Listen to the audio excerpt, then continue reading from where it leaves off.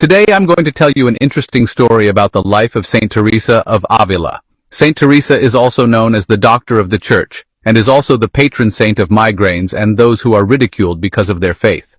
She was born on March 28, 1515 in Avila, Spain. Her name was Teresa Sanchez de Cepeda Ahumada. Her family was known to be very deeply Catholic, and her father was a successful textile merchant in Spain. In her early life, Teresa was drawn to pleasures and comfort because of her father's wealth. She also struggled to balance her spiritual life and her attraction to worldly things, but she was known to be charming, intelligent, and loved to read romantic novels. At age 14, her mother died, and Teresa turned to the Virgin Mary as her spiritual mother. By 16, her father sent her to a convent school for discipline, but Teresa secretly longed for deeper meaning. At 20, despite her father's resistance, she joined the Carmelite convent of the Incarnation in Avila. But life in the convent wasn't what she expected. For her, prayer was just like a routine, and the nuns were distracted with the worldly concerns. Saint Teresa was looking for something deeper. However, she contracted a disease in the convent and got seriously ill. Many of the nuns believed she had died, but later she said that during her illness, while unconscious, her soul underwent a deep purification. In her mid-30s, Saint Teresa experienced a profound spiritual awakening. Her life changed forever when she had a mystical vision. She said an angel appeared to her and pierced her heart with a golden spear, and filled it with an overwhelming love for God.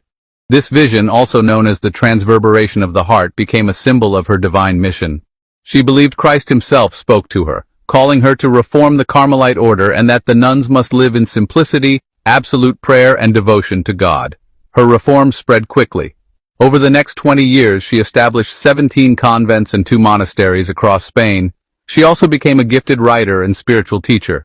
Her most famous works include The Interior Castle and The Way of Perfection. These books revealed her deep understanding of the soul's relationship with God and the stages of spiritual growth through prayer.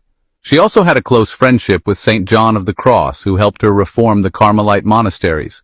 In her later life, her health worsened, and on October 4, 1582, she died in Albatormes in Spain at the age of 67. After her death, her body was buried inside the Carmelite monastery, and since then her remains are still preserved inside the chapel of the monastery. This site has also become a popular pilgrimage destination where people come to offer prayers and devotion. In 1622, Saint Teresa was canonized by Pope Gregory XV, and in 1970, Pope Paul VI proclaimed her as the first female doctor of the Church. Her feast day is celebrated every 15th of October. If you like stories like this, support us, follow, like, and subscribe.